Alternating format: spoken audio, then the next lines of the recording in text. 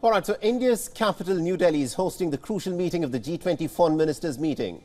The two-day summit, of course, begins later today, and ministers have started arriving in New Delhi. Remember, this meeting is, of course, taking place under the shadow of war and also the spiraling US-China tensions. But all eyes are, of course, going to be on New Delhi and what role India can play as the chair of G20 in getting a joint communique passed. Now, a day before the official meeting, the British Foreign Secretary James Cleverly had in fact spoken to WION. And this is what he had to say about the meeting.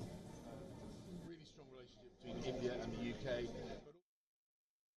Well, so today I'm looking forward to the G20, where we're going to be obviously talking about the really strong relationship between India and the UK, but also the work we can do together to address the global challenges, climate change, sustainable development, these kind of things.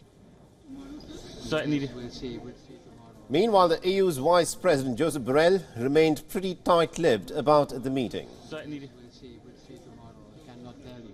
Comes to resolving the ongoing conflict in Russia and Ukraine, sir. Any comments, sir? Sir, we'll see tomorrow. I cannot tell you. Meanwhile, Russia's Foreign Minister Sergei Lavrov met with his Indian counterpart S. Jaishankar in New Delhi. Lavrov will, of course, be attending the G20 meeting and also the Raisina dialogue. Now, earlier in the day, the Russian Foreign Ministry released a statement that read, and I quote him here, "We support India's G20 presidency in its commitment to promote a unifying agenda that will restore confidence in multilateral diplomacy and also prevent the fragmentation of the global economy." Now, earlier in the day, India's Foreign Secretary Vinay Mohan Kwatra held a press briefing before the G20 Foreign Ministers meeting while answering a question posed by WION on India's plan to bridge the gap between the West and Russia and whether a joint communique will be issued at the end of the summit.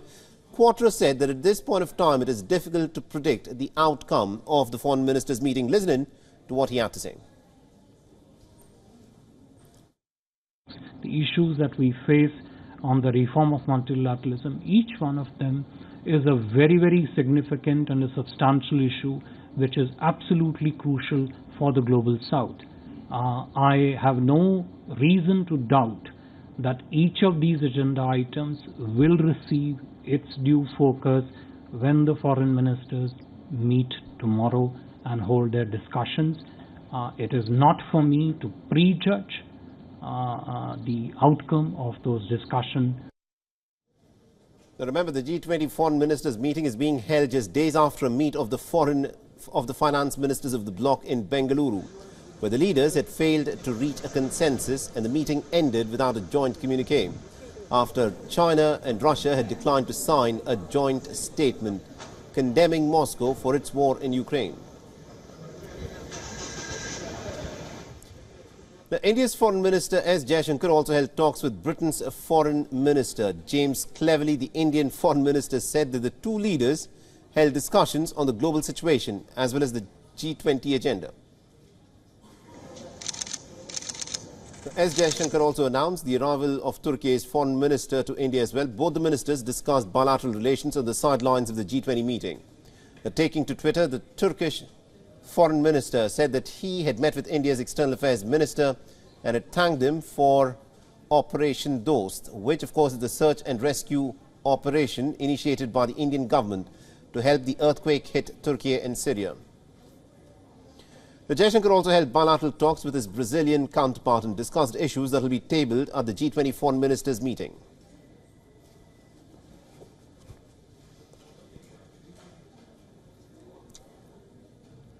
All right, now to give us more perspective in terms of what, of course, is expected to happen at the G20 Foreign Ministers meeting, we're being joined in by our principal diplomatic correspondent, Siddhant Sibal, who is joining us live on this broadcast. He's joining us live from New Delhi. Siddhant, bring us up to speed as to what is likely to unfold when the foreign ministers of the G20 nations, of course, come together in New Delhi. Well, Mohammed, Delhi is all decked up to welcome the G20 foreign ministers, many of whom have arrived in the Indian national capital. And of course, Delhi has been decked up. You can see posters behind me of G20 Foreign Ministers meeting. But essentially, the day starts when the dinner happens in about 2 hours' time.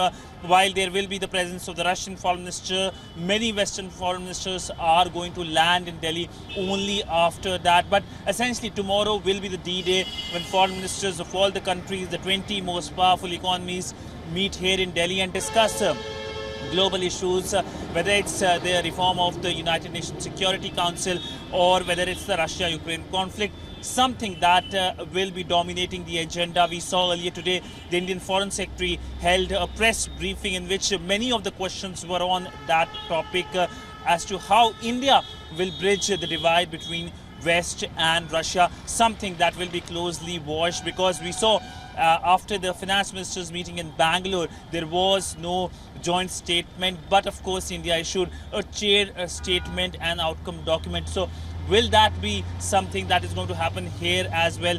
We will get to know by tomorrow evening this time. Now, what is interesting is that Anthony Blinken and also Sergei Lavrov will be taking part in this G20 Foreign Ministers meeting. Do you think that the two leaders would, of course, wish to perhaps, try find common ground on the many differences that they have, especially the war in Ukraine? Well, it is unlikely to happen. It's very, very unlikely that both the foreign ministers, the American or the Russian foreign minister, having a meeting or even look at each other is something that's going to make headlines. But essentially, both the foreign ministers are expected to hold their separate press briefings in which we could see some kind of their own version of the ongoing conflict. But essentially, New Delhi will be playing host to the powerful economies, and how India manages to bring the ties together is something that will be closely watched. But also how India manages to put on the table the issues of the global south emerging out of the ongoing conflict in Ukraine is something that India has been talking about. We saw in the month of January, India hosted the summit for Global South, and that summit, the outcomes of that summit does feeds into this foreign ministers meeting that will see its key day on Thursday. Absolutely indeed, Siddhant. Thank you very much indeed for joining us and getting us all those insights there. We'll of course come back to you as more details emerge as the summit of course unfolds in New Delhi there. WION is now available in your country. Download the app now and get all the news on the move.